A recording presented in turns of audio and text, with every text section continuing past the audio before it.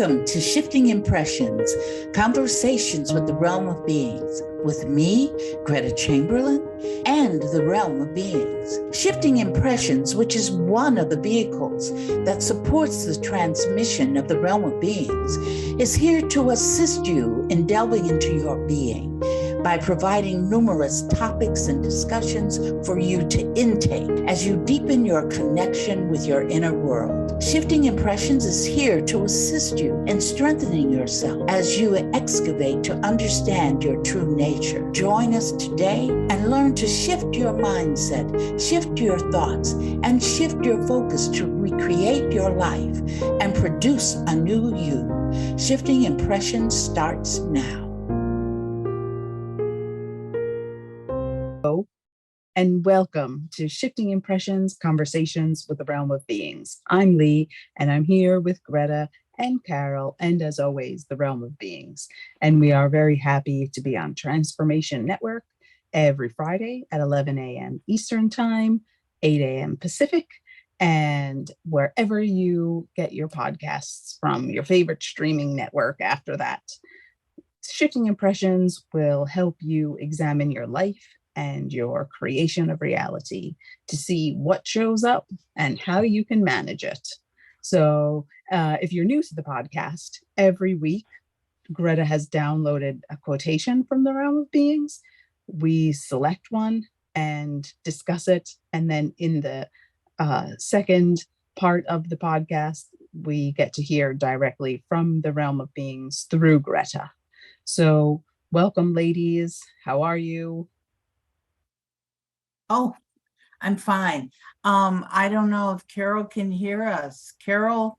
I can hear through the phone call, and I apologize to our viewers that you don't see me.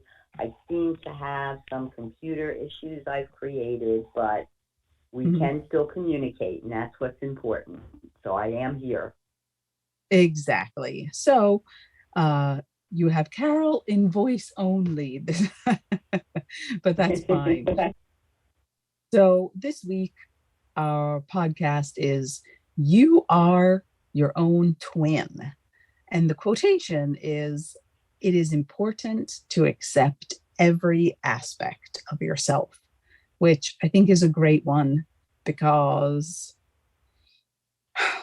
it is something that I think is one of the lessons we're all here to learn, right?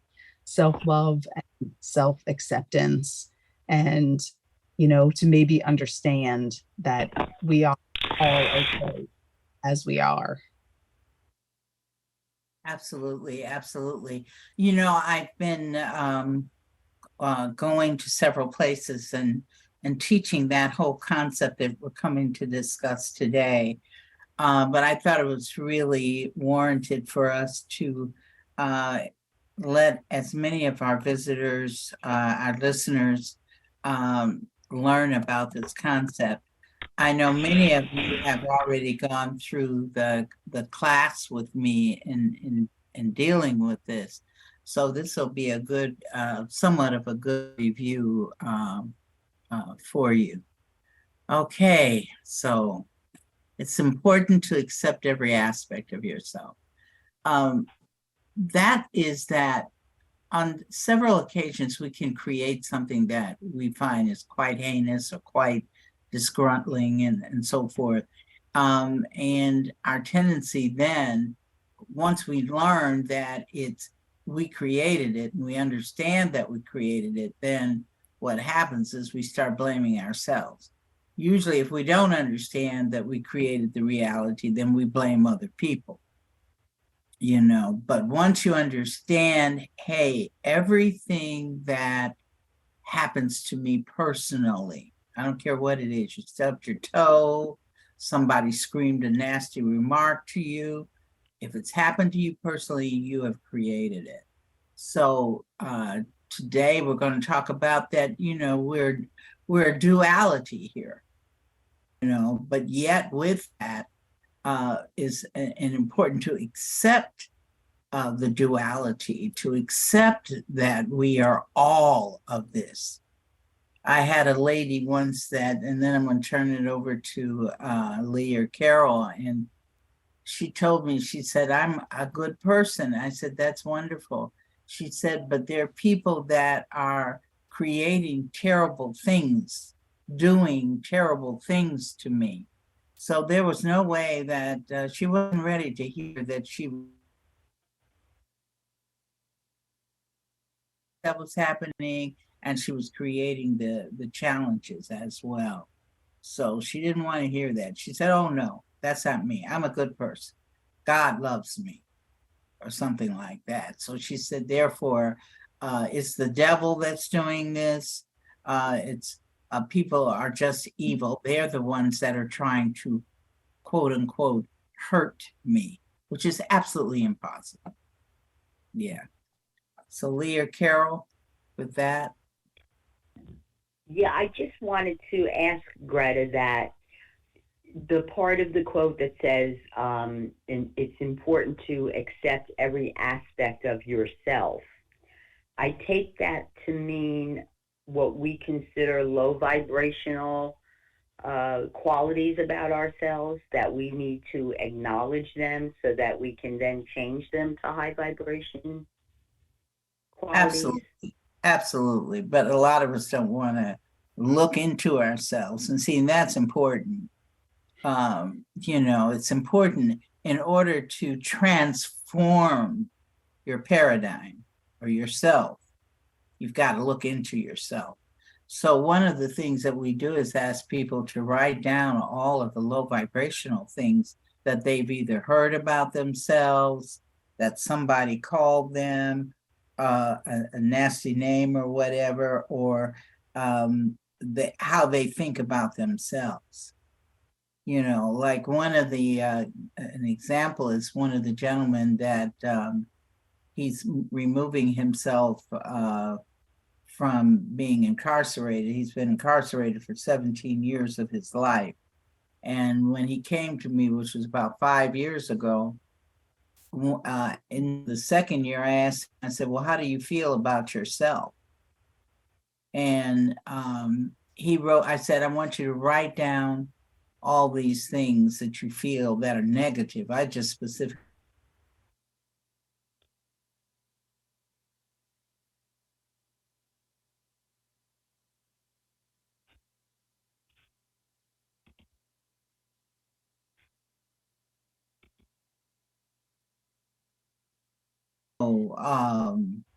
the next time we met on the telephone, he read them to me, and they were, like I said earlier, 40. He had 40 things. I had one woman who really searched into depth into herself about the low vibrational things that she had experienced or said, since her childhood. Because we want you to go back to your childhood, because a lot of that stuff comes out of there.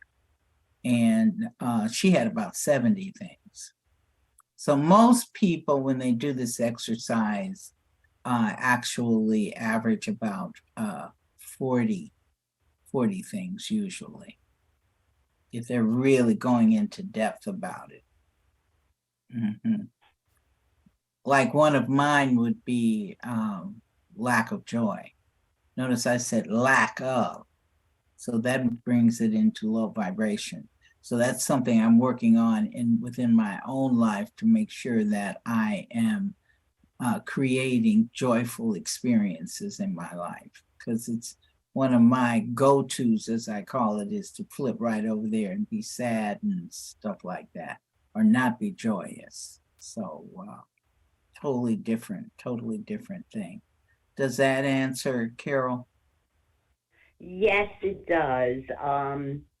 I also want to mention that sometimes I think we have trouble remembering some of these things. I actually was just watching a science show about our brains, and they talk about how we can't really trust our memories sometimes. The memories will fade or change, or so we have to really dig deep down to recall exactly what it is that is causing us to experience and create the low vibrational qualities we don't really want, so that we can work on them.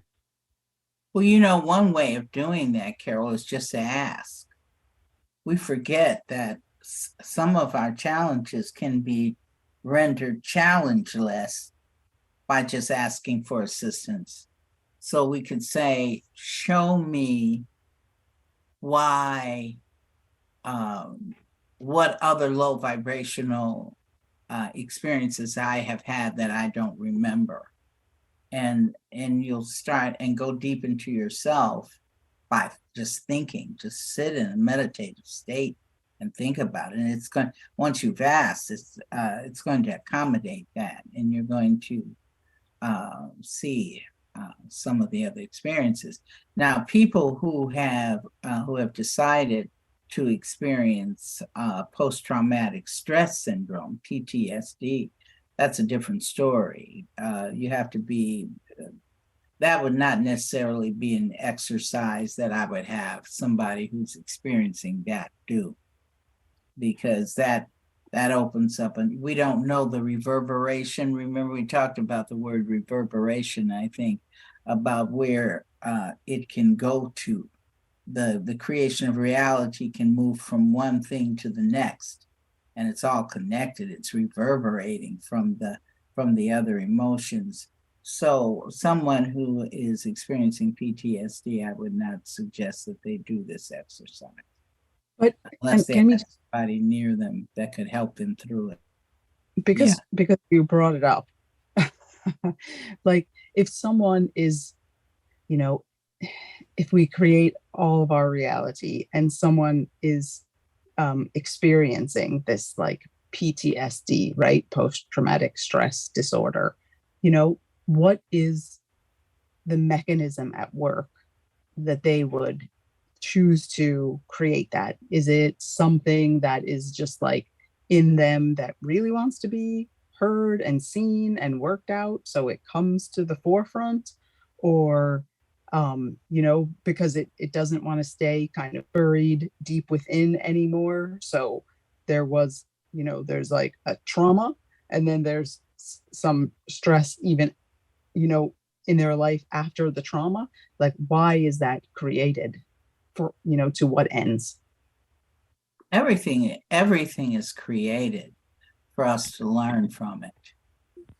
That's the bottom Mm. line of that.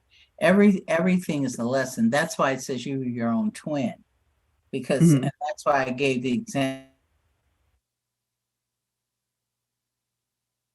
that she experienced, because we are both those things, and both those things let me say it like this: happiness is a lesson, joy is a lesson, just like hate is a lesson. All of this, regardless if it is low vibrational, or as we would call it, high vibrational, or we would call it evil and bad, negative and good, whatever, negative and positive. However, whatever nomenclature we give to them, the bottom line is that they are both lessons. So that's why we're twinning in both. But now, to specifically answer your question, Leigh, it depends on the person. Because some people will we choose our lessons at the incarnate stage. That is before we are born through our mothers. So we've chosen that at that time. So why would somebody choose that? That depends, on what they want to accomplish. No, but I mean, like, what exactly, what is the manifestation of the post-traumatic stress? You know, like bringing that stress forward after already a traumatic incident. Like, what is the purpose of it? Well, the purpose of Can I it is. just interject a second? Yeah, Sure. Go ahead, Carol. Okay, in regards to PTSD, because my ex-husband was a Marine in Vietnam, and what I gleaned from stories and his experiences, I think a lot of times it stems from guilt and that they feel that they need to be punished. Sometimes it's called survivor's guilt. So I think that might be a basis for a situation such as PTSD, that someone is feeling guilty. That is a possibility. That's why I'm saying each person has their own reason for hanging on to the experience or creating the experience. Some people, when they have an episode, they recreate the very thing for them. Something will trigger and they'll recreate the whole incident that was very traumatic for them. Right. And is that like, it's like your subconscious or your unconscious, like kind of really wanting you to finally resolve it? Well, it's going to bring it to you to let you know anytime the unconscious brings something to you, it's to be it that it's going to show you by way of a mental equivalency with your body, or it's going to show you another memory. It's given that to you so that you can deal with it. Because right, it's like an opportunity for learning. If you want to see it like that, you could learn from it, or you can create anxiety with it. Like that's your right. Your perspective, or how you see things. Right. It could be bringing, well, it's fear too. So, what are you afraid of? Some people have PTSD because they've been sexually abused. Carol's ex-husband was experiencing it with several people who have been in the military, because they were exposed to people being killed, maimed, blown up, and they see all these things. So it's how well can the unconscious handle it? So they have to be treated. There are certain clinical psychologists that deal specifically with PTSD. And I used the word syndrome earlier. Please forgive me. It's not a syndrome, it's a disorder. So yeah, it can come from anywhere. And as humans, with that type of challenge, I would say you need assistance with that. And sometimes it can take years. I had a gentleman about maybe 25 years ago that had come back from, I lose sight of what war came next, not the Korean War. He was in Vietnam. I had one that was in Vietnam, and he, because I can see things, it was given to me what he was really anxious about. And I saw him in the rainforest with a gentleman dressed in Viet Cong gear, staring right at him, pointing his rifle at him, and he was standing, pointing his rifle at the other gentleman. So the thing was, who was going to live? Because they know that one of them was going to die. So he pulled his, he shot his off before the other gentleman and killed him. So being that close to him caused him to really, become, his unconscious couldn't handle the fact that he had done something like that. So he was dealing with PTSD, and it affected his whole, just how he was operating, holding down a job. It can reverberate to so many things. So it took him he stayed with me for about 2 years. And then after that, he was okay.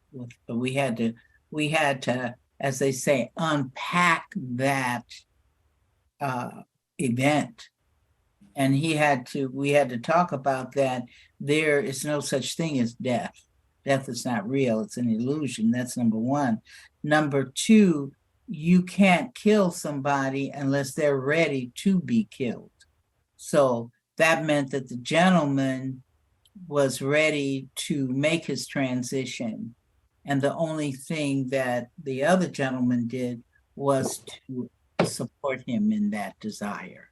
And that's what happened. So once he understood that, instead of going into the emotionality of it, let's look at creation of reality. Creation of reality is magnificent, and it can really save you from a lot of drama and trauma if you look at it from that, you know.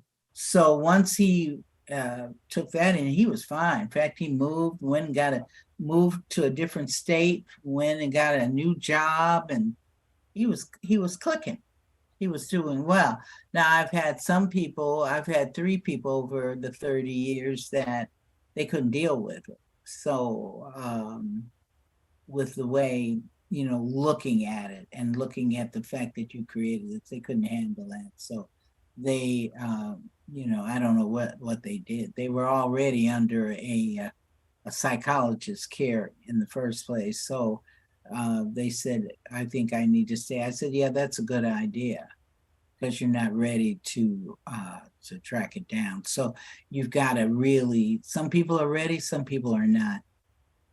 And everything is okay. I mean, I think that's like also the point of this quote, right? Accept yourself where you are, because they're your lessons. It's your, your prerogative to stay, steady state, or to shift your impression and do something different, right? I mean, when you were talking, Greta, about, someone making a, maybe coming to the realization because they're ready in this, at this time that, it's support, create support. And I'm not, by no means am I, an advocate for war or killing other people or whatever, but sometimes in this creation of reality, that is the situation that you create to face and deal with and understand for your evolution. Mm-hmm. I've always found that since, sorry. No, go ahead, Carol. Okay. I was going to say, and Greta knows that I am very empathic and I very easily cross over to sympathy, which is something I've been working on. But I have trained myself to start looking at every situation through the eyes of creation of reality. And it helps me to deal and not judge what other people, like, not to feel sorry for them. The other day I was watching a whole day long of segments of survivors of 9/11 and some of the tragedies, and I had to keep reminding myself that person chose to transition that way. And sometimes there's that group consciousness, like the airplane that crashes, and one person survives. So you don't necessarily have to be caught up into a group consciousness. You're still making your choice on whether you're going to transition this way or not. But by not judging and looking that every person is creating their own reality the way they choose, and I have to accept that, and I have to accept that I'm creating my reality, even if I don't think I want to choose what's happening to me. On an unconscious level, I have to recognize that I am. Absolutely. But I think, as you said it, Carol, and what Leigh also said, and what the quote says, we accept ourselves. Don't turn against ourselves. Don't turn against yourself because you created something that you say, how in heaven's name did I ever create something like that? It's just to say, okay, I created it, and examine why. Play the why game with yourselves. Why did I do that? What is this trying? what is this experience trying to show me? You know, what is it trying to show me? As a child, having grown up in the civil rights movement, you know, I was exposed to many things. I didn't, and at that time, you know, they weren't even dealing with PTSD. You know, it wasn't until I was an adult and I got with some of my friends that we went to the same school together. We had the same challenge, met the same challenges and so forth. And we started talking. We said, wow, you know, it makes us nervous when we get around certain people. And that's when I realized, I said, oh, that's what happens to me. I mean, literally, I would get around this particular type of person. They would trigger my remembrances, man. And I remember just being a nervous wreck, absolutely being a nervous wreck. So I understand that I, as that child, and nobody cared about that at that time. Nobody cared if, you know, somebody's putting a sawed-off shotgun in your face and say they're going to come by and they're going to kill you. You know, as a child, being 14, 15 years old, you know, you didn't think about, okay, that makes me nervous. That makes me nervous to know that somebody, because of my color and the way I looked, that they wanted to kill me, and literally showed me the gun. The rifle came out of the house, showed me the rifle, you know, and said, don't come past my house again. You know, I'll never forget that. And that was part of my, and that was just part of it. That was just part of it. Yeah. How do you, you know, what is the mechanism for processing that? Like when you're a grown woman and you feel like, oh, this particular personality type makes, I feel that I'm getting nervous, but that person is not the person who came out of their house. How do you rectify that within? Like, how do you deal with it to put, you know, to get rid of that nervousness and anxiousness with a different person? That took me years. Mm-hmm. First of all, it took me as an adult, like you said, as an adult, when, if I had not gone to that, it was a party or something, and we were just getting together because we had gone to high school together and stuff like that. Had I not gone to that party, I never would have, probably would still today not realize. Mm-hmm. Because it was at the party that we all started talking, and somebody, I can't even remember who it was, said, you know, I get nervous when I'm around such and such people. And I said that they look like that. And it was really male, you know.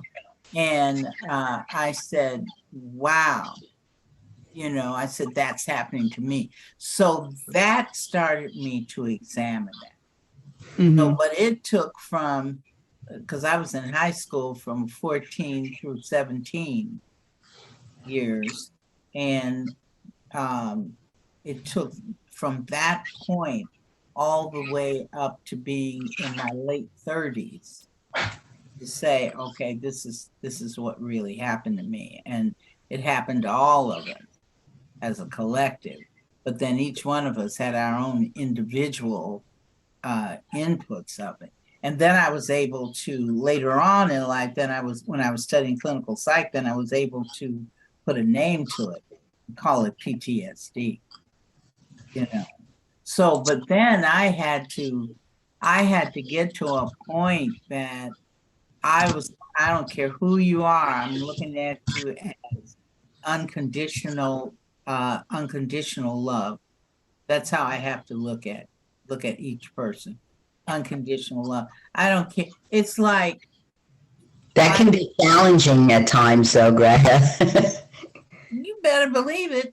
When I was looking at January 6th, Mm-hmm. looking at that on TV, well, that was kind of like what I went through. So I'm looking at that, whoa, you know, what a way. I mean, I had to really do some soul searching as I see those things, and I see how that mob was reacting, because we were exposed to some of the mobs that were reacting in that way just by being in school. You know, the other members of the student body were acting similar to those people on January 26th. There's something about a mob mentality when it starts to take control that I think people lose their individuality. And I don't know if it's because they want to be part of what everything, even though it's negative, part of what everyone else is doing, or if it's something called mob mentality that makes it's just a collective. It's just a collective. Right. If we Like the look at collective January entity 26th, takes over. right, you're going to see there's a collective there. Okay, they have a collective. But inside there were thousands of people. So each one of those individuals were creating their own reality. You see, you can be in a collective, but you aren't moving totally with the collective. You've joined the collective in something, and then, but inside of that collective, you are creating your own reality. Like one person, two or three people created to make their transition from that experience. But not everybody made the transition from that experience, but some people did.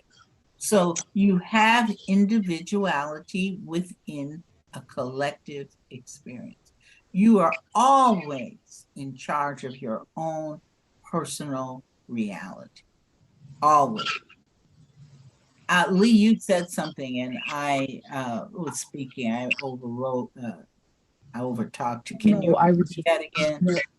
I would just said, it's like the collective energy of the group.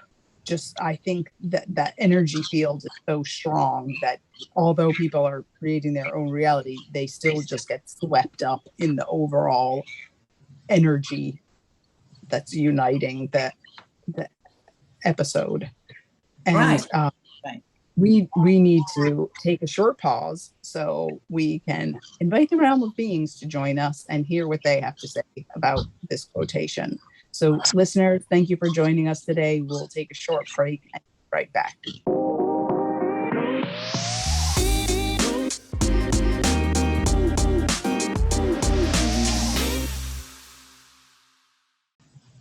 Hello, and welcome back to Shifting Impressions, Conversations with the Realm of Beings. We've reached the point in the podcast where the realm gets to weigh in on their quotation. So, realm, are you with us? Yes. We have been talking about your quotation. It is important to accept every aspect of yourself. What do you have to add to this discussion today? I would like to start off with the fact that when you are accepting every aspect of yourself, is also accepting your divinity. It's also accepting that you are the force, not part of the force, not a section of the force, but you are the force itself. Each and every one of us is the force. Even a blade of grass is the force. So accepting us is when you accept yourself, you're accepting your divinity. So now somebody would say, how could somebody be divine and then create a heinous experience for themselves? Well, it's a for experience. It's experiential evolution. I'll say that word again. Experiential evolution is what it is. And what that means is that the force is experiencing itself. So it experiences itself through each one of its creations. And it is the energy that has created all of existence. There are layers of beings that as humanoids you don't even see. People, I've been listening with Gretta on YouTube about, extraterrestrials. I find that very interesting because I guess they would consider the realm of beings as extraterrestrial.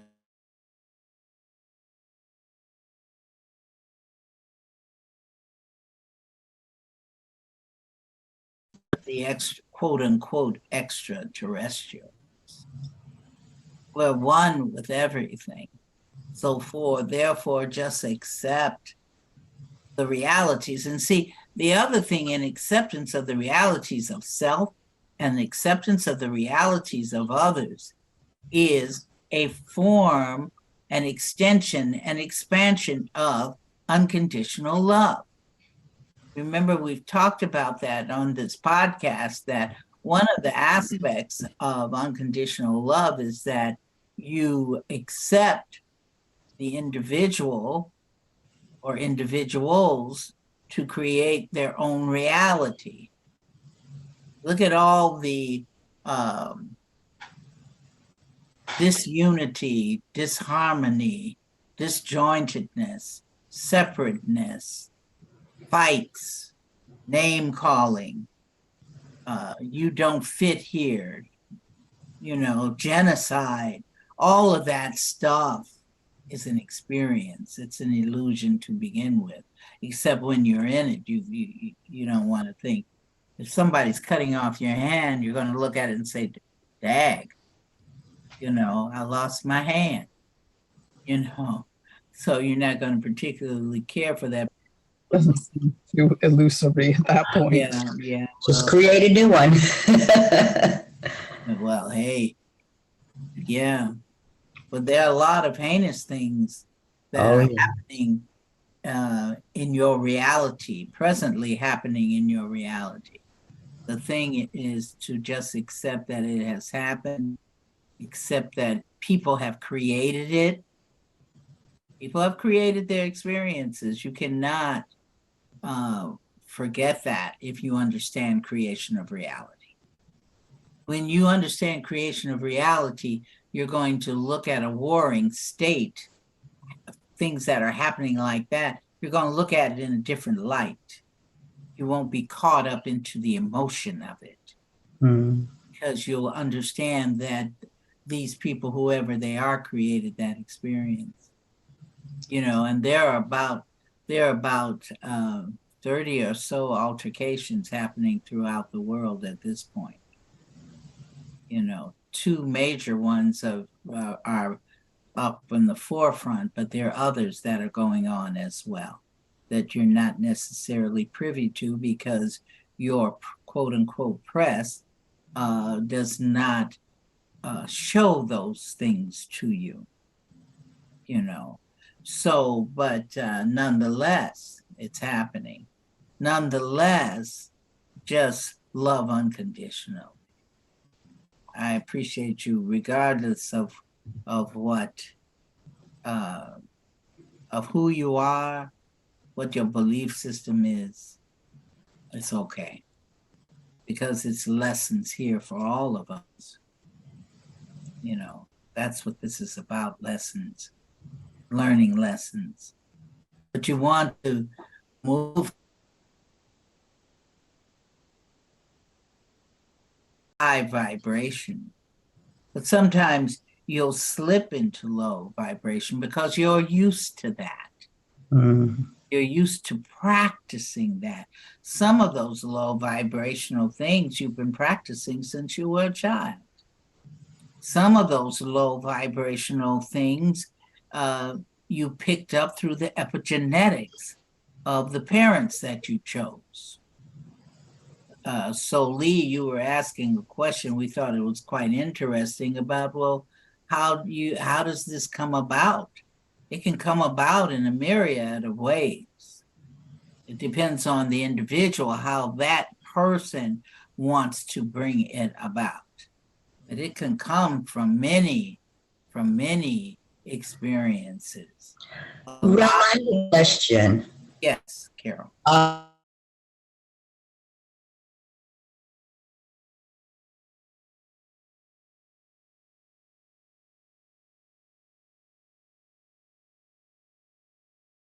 Some people healthy, everything seems to be good, and other people choose more challenging lifestyles. And I had asked, is there any benefit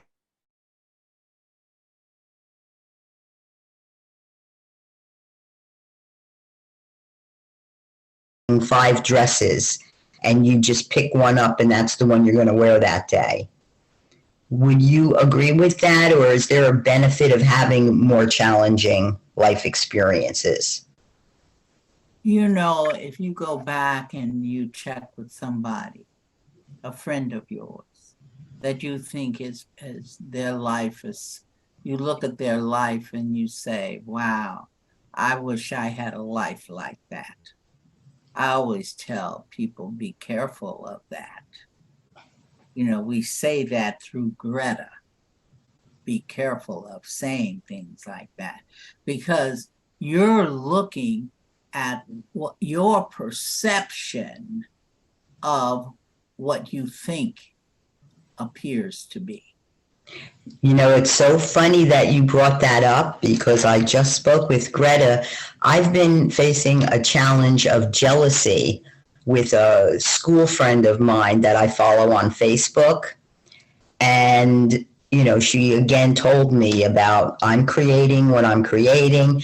And I thought more and more. And then yesterday, this person that I had been jealous of posted, you know, I guess I'm never going to find the love of my life. I'm doomed to be alone forever. So again, it just shows you that your perception of what you think someone's life is, that it might be better than yours, you don't know. You don't know what their perception is. You have to just accept and support what they're creating. Absolutely. And let me say this to you. Greta has been using that term twin. You're twinning. There is nobody in this reality that is not twinning. No one. Everybody is twinning. You may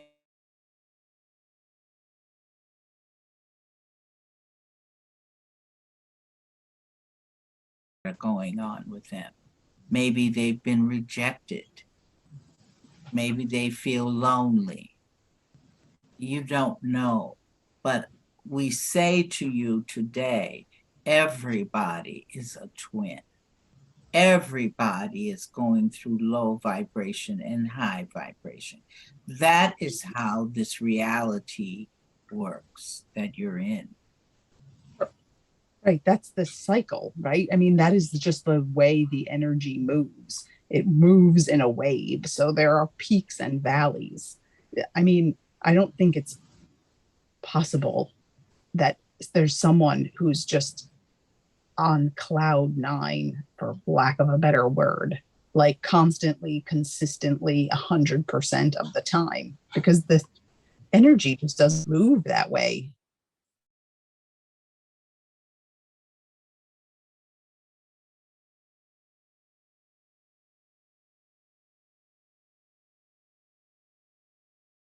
Isn't there kind of like fundamental, like, that